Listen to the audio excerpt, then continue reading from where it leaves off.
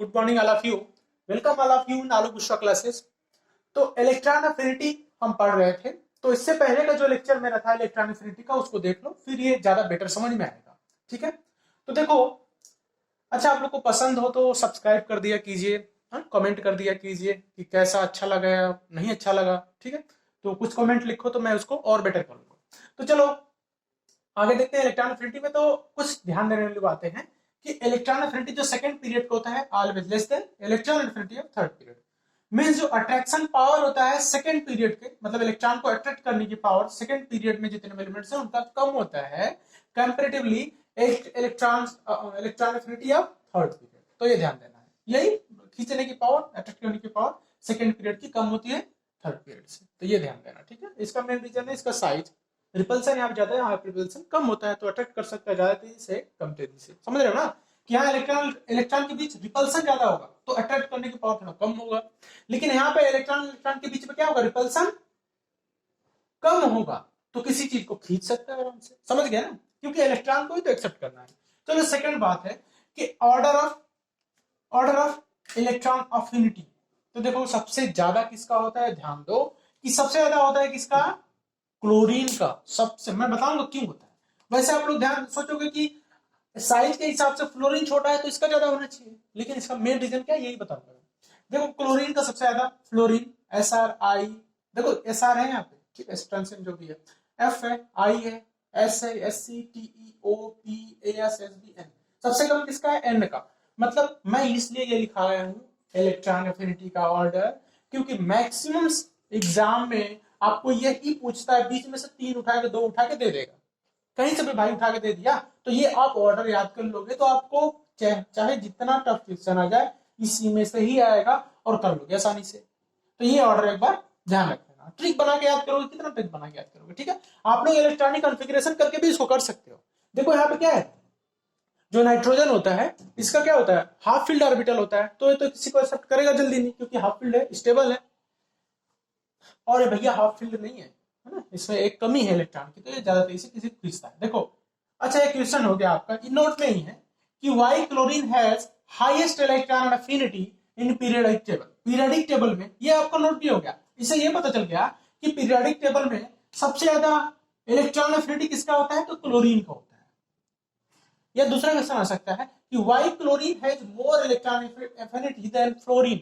Y chlorine has more electron affinity than fluorine. इसका main reason क्या है, देखो फर्स्ट आंसर है इसका, दो रीजन है इसका, कि फ्लोरीन के इलेक्ट्रॉनिक कॉन्फ़िगरेशन करो 1s2 तो क्या होता है, देखो लास्ट में कितने इलेक्ट्रॉन है, 5 है, इसमें भी 5 तो कोई दिक्कत नहीं है क्योंकि सेम है। तो देखो इसका क्या कारण है कि स्मॉल साइज होने के कारण, इसका क्या है, बिग साइज है ना, इसमें 3 सेल, इसमें 2 ही सेल है, देखो ना, इसमें 3 सेल है ना, इसमें 2 सेल। तो स्मॉल साइज होने के कारण क्या होता है, more electron electron repulsion, electron electron के बीच में क्या होता है, ज्यादा रिपल्सन होता है।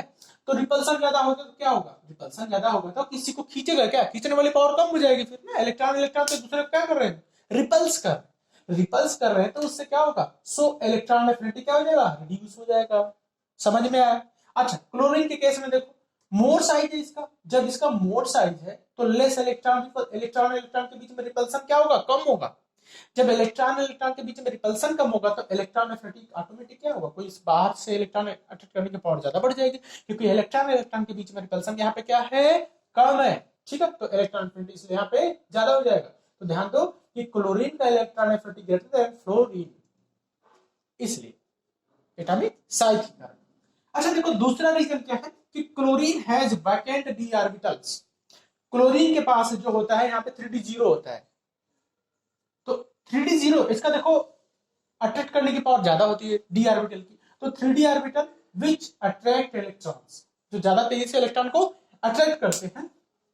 क्लोरीन के पास 3d ऑर्बिटल क्या होता है, वैकेंट होता है, इसलिए वो इलेक्ट्रॉन को अट्रैक्ट करने की पावर ज्यादा कर देते हैं, इसलिए इलेक्ट्रॉन का क्या, इसलिए क्लोरीन का जो है इलेक्ट्रॉन एफिनिटी मैक्सिमम होता है पीरियोडिक टेबल में, या तो ये कहें कि फ्लोरीन से ज्यादा होता है। चलो कुछ ऑर्डर और देख लेते हैं इलेक्ट्रॉन एफिनिटी का ऑर्डर। तो देखो इसमें क्या है कि नाइट्रोजन और फास्फोरस मैंने दिया, देखो बहुत ही इंपॉर्टेंट ये ऑर्डर, बहुत इंपॉर्टेंट, एक तो ये एक ये सब चीजें मैक्सिमम पूछी जाती है, सीधे सीधे उठ के आएगा आपके क्वेश्चन में, नीट में तो 100% क्या है। देखो हाफ फील्ड ऑर्बिटल जो है नाइट्रोजन और फास्फोरस, नाइट्रोजन फास्फोरस दोनों हाफ फील्ड, तो इनका सबसे कम होगा नाइट्रोजन पहले फिर phosphorus, carbon, silicon, oxygen, sulphur, fluorine, chlorine. तो ये ऑर्डर जिग जैग वाला ऑर्डर आप लोग देख लेना, nitrogen, phosphorus, carbon, silicon, oxygen, sulphur, fluorine, chlorine. सबसे ज्यादा किसका है? क्लोरीन का। ठीक है, चलो एक चीज और है, देखो यही मैं यहीं से लिखा हूं, यहीं से लिखा हूं, देखो ना, ऑक्सीजन हो गया है ना, उसके बाद क्या है? सल्फर है, सल्फर के बाद फ्लोरीन, फ्लोरीन के बाद chlorine, after that second is carbon, silicon, oxygen, sulphur. समझ में आ रहा है ना? पता है ये इलेक्ट्रोनेगेटिव है, फ्लोरीन, क्लोरीन, ऑक्सीजन तो बहुत इलेक्ट्रोनेगेटिव है, लेकिन वो अलग बात है। इलेक्ट्रोनेगेटिविटी और इलेक्ट्रॉन गेन इंथैल्पी दोनों ही बिल्कुल अलग बात है। ठीक है, इलेक्ट्रोनेगेटिविटी देखेंगे तो किसका? फ्लोरीन का सबसे ज्यादा होता है, क्लोरीन का तो बहुत बाद में है, चौथा चौथा नंबर है। लेकिन इलेक्ट्रॉन गेन इंथैल्पी सबसे ज्यादा, मतलब इलेक्ट्रॉन को खींचा तो सही है लेकिन अपने में मिला भी लिया, इलेक्ट्रॉन को अट्रैक्ट किया और अपने में मिला भी लिया, वो होती है क्लोरीन की पावर। लेकिन अट्रैक्ट करने की पावर सबसे ज्यादा किसकी होती है? फ्लोरीन की, लेकिन जरूरी नहीं कि उसमें मिला ले, है ना, अपने सेल में। चलो और देखो तीसरा क्या है? नाइट्रोजन, फास्फोरस, कार्बन और सिलिकॉन। देखो ये ऑर्डर सही है, इस पे आप बहुत सारे क्वेश्चन भी बना सकते हो, खुद से कर भी सकते हो। देखो which is the least stable anion, question है कि which is the least stable anion. तो देखो इसका इलेक्ट्रॉन कन्फिग्रेशन करो, क्या आएगा? देखो इसका तो 18 हो जाएगा, इसका क्या आएगा? देखो इसका भी 18, इसका 10 हो गया। देखो इसका तो सबसे क्या होगा? 288 फिल है, 288 इसका फिल, 28 फिल। इसका क्या है? 4 का तो 5 हो गया, 2 2 1 एक हो गया, मतलब 1s2 2s2 2p1। भाई क्या हो गया? लीस्ट स्टेबल कौन हो गया आपका? Be minus, beryllium minus. I think आप लोग को समझ में आया होगा। ठीक है, तो चलो आप आगे चलते हैं, आगे देखते हैं क्या है आगे चीजें। देखते हैं इलेक्ट्रोनेगेटिविटी। तो इलेक्ट्रोनेगेटिविटी क्या होती है? देखो मैं इलेक्ट्रॉन गेन एंथैल्पी और इलेक्ट्रोनेगेटिविटी दोनों में डिफरेंस बता दूंगा यहाँ पे। तो देखो इलेक्ट्रोनेगेटिविटी क्या होती है कि it is tendency of a covalent bonded atom to attract shared pair of electrons towards itself। देखो जैसे कोवेलेंट बॉन्ड है, कोवेलेंट बॉन्ड किसके बीच में होता है? चलो आप लोग को बता दूं मैं, आयनिक जो होता है वो मेटल और नॉन मेटल के बीच में होता है। जैसे Na हो गया और एक नॉन मेटल हो गया Cl, मेटल और नॉन मेटल के बीच में होता है, आयनिक कंपाउंड बनता है। एंड आफ्टर दैट जो कोवेलेंट होगा, दोनों ही नॉन मेटल होगा, दोनों ही नॉन मेटल से मिलके बनेगा। ठीक है, होमोमोलिक्यूलर हो सकते हैं, पॉलीमोलिक्यूलर, जो भी है, अलग अलग मॉलिक्यूल से भी मिलकर बन सकते हैं, एक ही मॉलिक्यूल से। जैसे ऑक्सीजन है और ऑक्सीजन है, बन गया O2, है ना।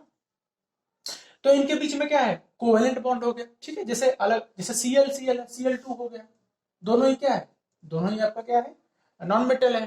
तो इनके बीच में अब इलेक्ट्रॉन देखो, जैसे मैं बताऊं कि क्लोरीन और क्लोरीन है ना, एक इलेक्ट्रॉन इसको चाहिए और एक इलेक्ट्रॉन इसको चाहिए, तो ये दोनों इलेक्ट्रॉन का शेयरिंग करती है। इसके पास भी 18 इलेक्ट्रॉन, इसके पास भी 18 इलेक्ट्रॉन। जैसे फ्लोरीन हो गया F2, F और F, 10 इलेक्ट्रॉन उसके पास, 10 इलेक्ट्रॉन दूसरे क्लोरीन के पास, फ्लोरीन के पास। इस तरह से ऐसे समझ गए ना, इलेक्ट्रॉन के शेयरिंग से जो बॉन्ड बनता है नॉन मेटल के बीच में, मैक्सिमम क्या है कि नॉन मेटल के बीच में ही बनेगा, उसको बोलेंगे कोवेलेंट कंपाउंड। और उसमें बने जो बंद होता है उसको बोलते हैं कोवेलेंट बॉन्ड।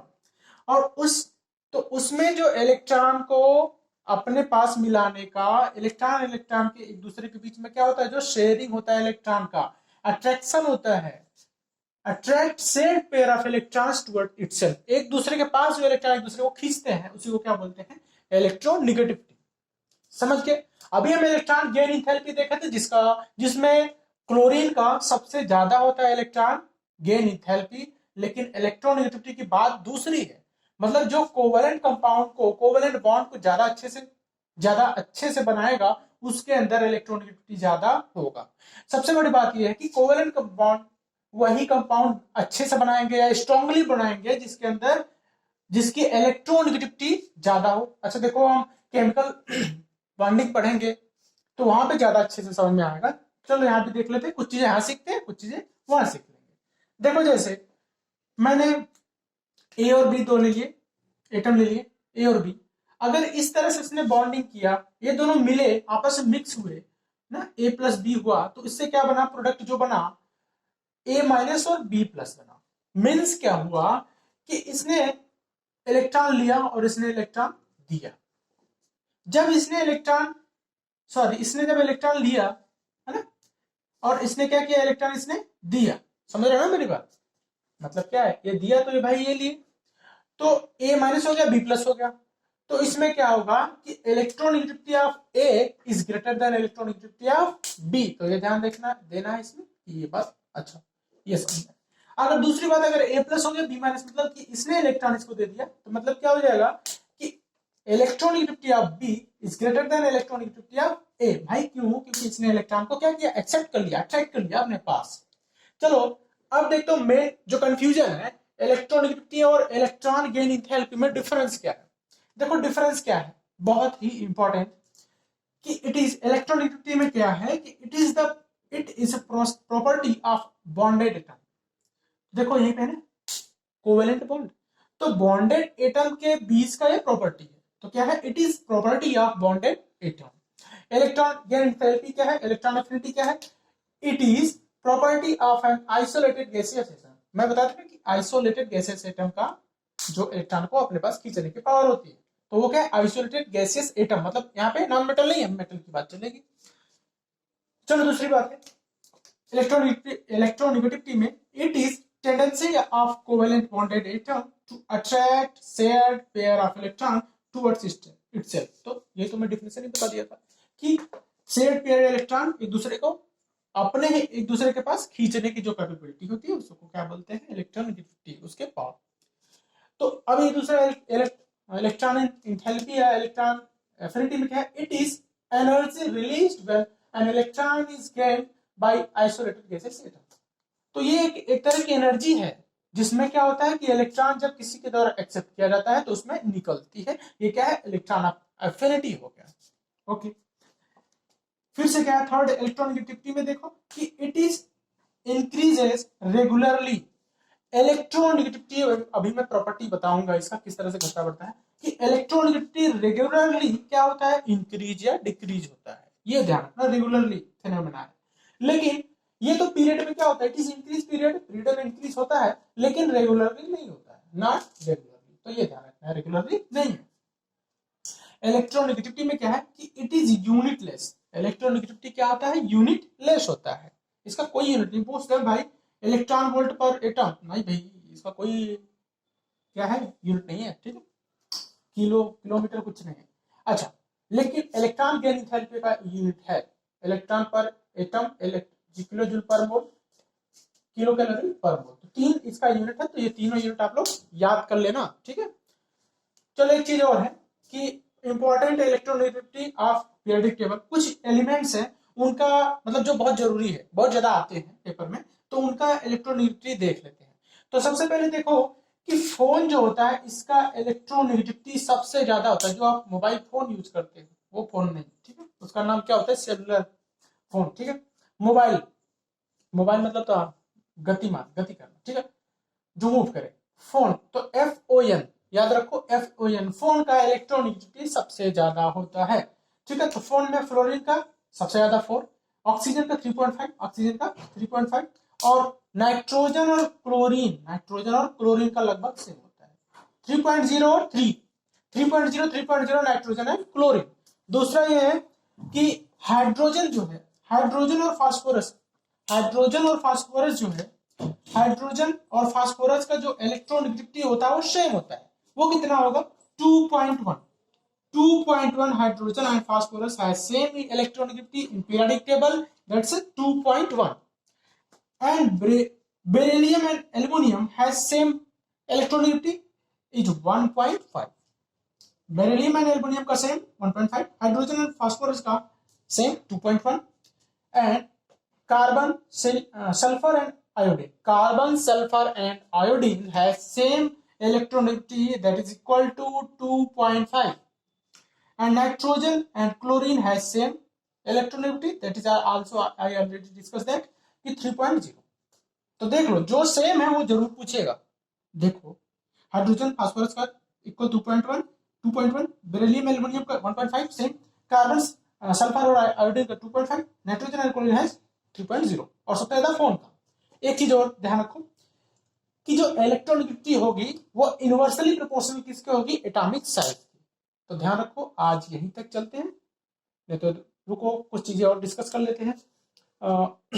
ठीक है, चलो देखते हैं, अभी आगे देखते हैं। देखो, फैक्टर्स अफेक्टिंग इलेक्ट्रॉनिक, तो इलेक्ट्रॉनिक को क्या क्या फैक्टर है जो अफेक्ट करता है, मतलब किस कारण वो इंक्रीज या डिक्रीज क्या होता है, तो वो पढ़ते हैं। तो देखो, सबसे पहली बात आपकी ये है, अभी मैं बता भी चुका था कि electronegativity inversely proportional to atomic size. ठीक है, एटॉमिक साइज मींस क्या है आपका, कि जैसे जैसे आपका एटॉमिक साइज क्या होगा, डिक्रीज होगा, इलेक्ट्रोनेगेटिविटी आपका इंक्रीज होगा। इसका जस्ट अपोजिट, इलेक्ट्रोनेगेटिविटी आपकी डिक्रीज कब होगी, जब एटॉमिक साइज क्या होगा आपका, डिक्रीज होगा।